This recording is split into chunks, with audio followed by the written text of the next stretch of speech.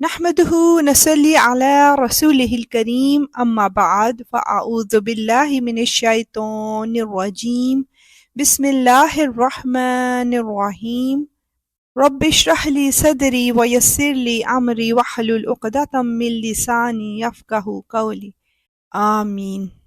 السلام علیکم ورحمۃ اللہ وبرکاتہ۔ اللہ سبحانہ و تعالی ہم سب کو قرآن کو سمجھ کر اور اس پر عمل کرنے کی بھی توفیق عطا فرمائے۔ آئیے جانتے ہیں کہ سورہ مائدہ کی آیت 90 to 92 میں کن ناپاک شیطانی کاموں سے بچنے کا حکم دیا جا رہا ہے۔ اے ایمان والو، شراب، جوا، بتوں کے تھان اور جوئے کے تیر یہ سب ناپاک شیطانی کام ہیں، لہٰذا ان سے بچو تاکہ تمہیں فلاح حاصل ہو۔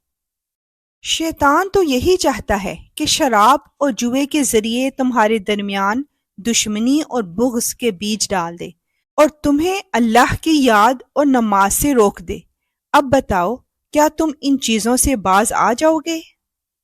اور اللہ کی اطاعت کرو اور رسول کی اطاعت کرو اور نافرمانی سے بچتے رہو، اور اگر تم اس حکم سے منہ موڑو گے تو جان رکھو کہ ہمارے رسول پر صرف یہ ذمہ داری ہے کہ وہ صاف صاف طریقے سے اللہ کی حکم کی تبلیغ کر دے۔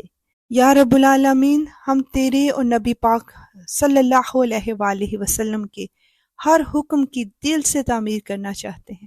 یا رب العالمین، تو ہماری مدد فرما، تو ہمیں ویسا بنا دے جیسا تو ہمیں دیکھنا چاہتا ہے۔ آیت 93 میں ہم جانیں گے کہ اللہ سبحانہ و تعالیٰ کی قربت کیسے حاصل ہوتی ہے۔ جو لوگ ایمان لے آئے ہیں اور نیکی پر کاربند رہے ہیں، انہوں نے پہلے جو کچھ کھایا پیا ہے اس کی وجہ سے ان پر کوئی گناہ نہیں ہے، بشرطے کہ وہ آئندہ ان گناہوں سے بچتے رہیں اور ایمان رکھیں اور نیک عمل کرتے رہیں۔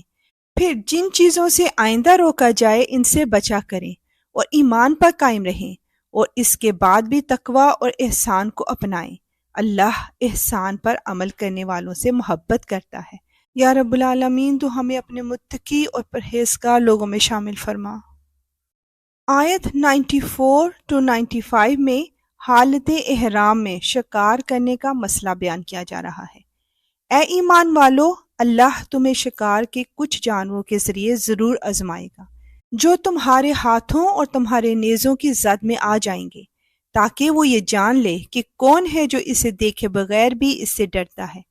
پھر جو شخص اس کے بعد بھی حد سے تجاوز کرے گا وہ دردناک سزا کا مستحق ہوگا۔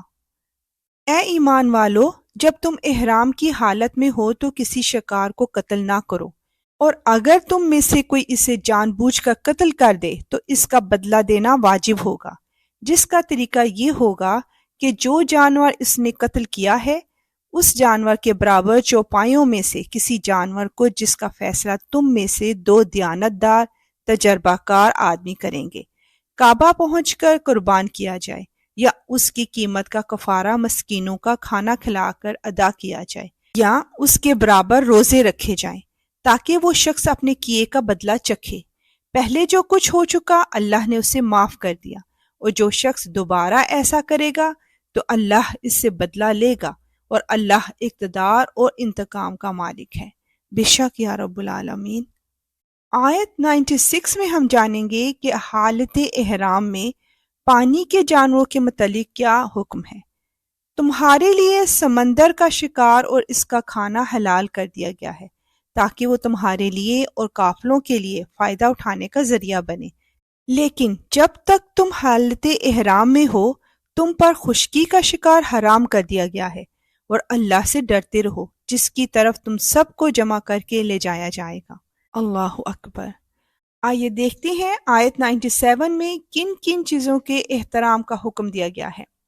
اللہ نے کعبے کو، جو بڑی حرمت والا گھر ہے، لوگوں کے لیے قیام امن کا ذریعہ بنا دیا ہے، نیز حرمت والے مہینے، نذرانے کے جانوروں اور ان کے گلے میں پڑے ہوئے پٹوں کو بھی امن کا ذریعہ بنایا ہے، تاکہ تمہیں معلوم ہو کہ آسمانوں اور زمین میں جو کچھ ہے اللہ اسے خوب جانتا ہے، اور اللہ ہر بات سے پوری طرح باخبر ہے۔ بے شک یا رب العالمین، تو ہر چیز کو جاننے والا ہے۔ آیت 98 میں اللہ سبحانہ و تعالیٰ کی 2 شانیں بیان کی جا رہی ہیں۔ یہ بات بھی جان رکھو کہ اللہ عذاب دینے میں سخت ہے، اور یہ بھی کہ اللہ بہت بخشنے والا بڑا مہربان ہے۔ یا اللہ تو اپنی رحمت کے صدقے ہمیں بغیر حساب کے بخش دینا۔